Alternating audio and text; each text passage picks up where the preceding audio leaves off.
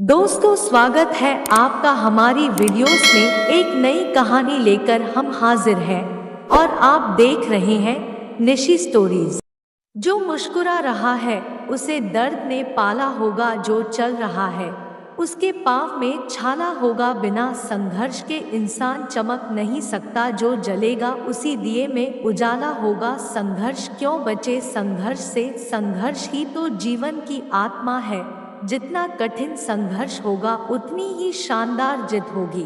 एक बार एक किसान भगवान से बहुत ही नाराज हो गया। किसान बहुत मेहनती था, बहुत मेहनत से वह खेतों में अनाज उगाता, उसकी देखभाल करता, पर अक्सर उसकी फसल खराब हो जाती। कभी सूखा पड़ जाता, कभी बाढ़ आ जाती, कभी तेज धूप, कभी आंधी। कोई न कोई कारण बन ही जाता कि उसकी फसल खराब हो जाती।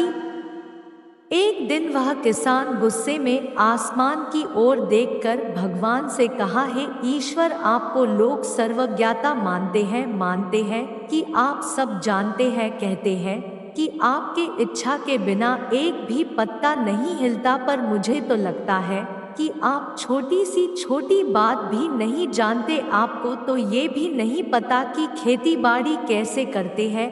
अगर आप जानते होते तो हर समय जो बाढ़, आंधी और तूफान आते हैं वो कभी नहीं आते। आप नहीं जानते कि कितना नुकसान उठाना पड़ता है हम किसानों को। यदि आप मेरे हाथ में यह शक्ति दे दे कि जैसा मैं चाहूं वैसा मैं मौसम कर दूं, फिर आप देखना मैं अन्य के भंडार लगा दूंगा। भगवान इस किसान के तीखे वाक्य सुनकर मुस्कुरा रहे थे और वह किसान के सामने प्रकट होकर बोले, मैं आज से तुझे यह शक्ति देता हूँ कि तुम अपनी खेतों पर तुम्हारी जैसी इच्छा ही तुम वैसा मौसम कर दोगे। मैं बिल्कुल भी दखल नहीं दूंगा, तुम्हारी इच्छा से सब कुछ होगा। किसान बहुत खुश हो गया।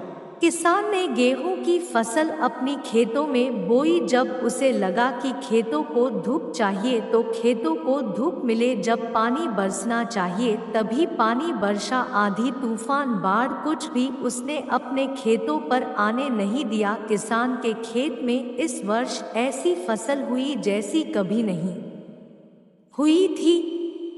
हरी भरी लहलहाती फसल। मन ही मन वह बहुत खुश हो गया और सोचने लगा, अब सबूत के साथ दिखाऊंगा भगवान को कि इसे कहते हैं शक्ति का सही उपयोग। मेरी सफलता देखकर उन्हें अपनी नियम जरूर बदलने पड़ेंगे। कुछ दिन गुजरे, फसल कटने को तैयार हो गए। किसान बहुत उत्सुकता के साथ फसल को काटने लगा, पर जैसे ही उसकी नजर गेहूं की बालियों पर गया तो उसने अपना सिर पीट लिया और वह रोने चिल्लाने लगा। गेहूं की एक भी बाली के अंदर गेहूं का दाना नहीं था, सारी बालियां अंदर से खाली थी। किसान बहुत दुखी हो गया। उसने भगवान को रोते हुए फिर पुकारा, हे प्रभु, तुमने ये मेरे साथ क्या किया? क्या तुमने मुझे कोई सजा दी? भगवान बोले, पुत्र, ये तो होना ही था। तुमने पौधों को संघर्ष करने का मौका ही कहाँ दिया? ना तो तुमने उन्हें आंधियों से जूझने दिया, ना तेज बारिश से सहने दिया और ना ही धूप में तपने दिया। एक भी चुनौती का सामना तुमने उन्हें नहीं करने दिया, इसीलिए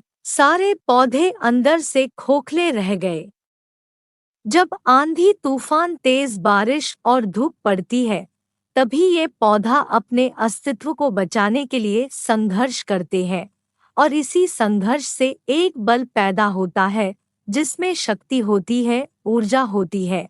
और यही ऊर्जा पूर्ति तेरे गेहूं के दानों की तरह जो नहीं फूटी, तूने उन्हें कठिन परिस्थितियों से गुजरने ही नहीं दिया जहां उनके अस्तित्व का जन्म होता। सारे बालियां इसीलिए खाली है, इसमें एक भी गेहूं का दाना इसलिए नहीं है क्योंकि तुमने अपने पौधों को संघर्ष कराया ही नहीं।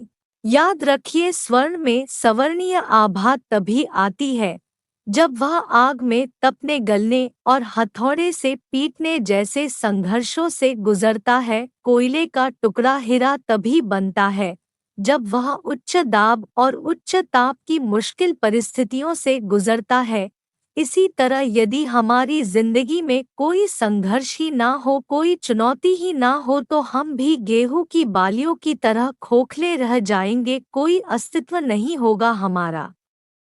विपरीत परिस्थितियां, चुनौतियां, समस्याएं हमें और अधिक निखारती है। यदि जीवन में कठिन परिस्थितियां और चुनौतियां आए तो घबराना मत, बल्कि सामना करना, विश्वास करना कि आप और अधिक निखर जाओगे और अधिक मजबूत बन जाओगे। किसी ने कितना सही कहा है, जिंदगी जीना आसान नहीं होता, बिना संघर्ष कोई महान नहीं होता। जब तक ना पड़े हथौड़े की चोट तब तक पत्थर भी भगवान नहीं होता।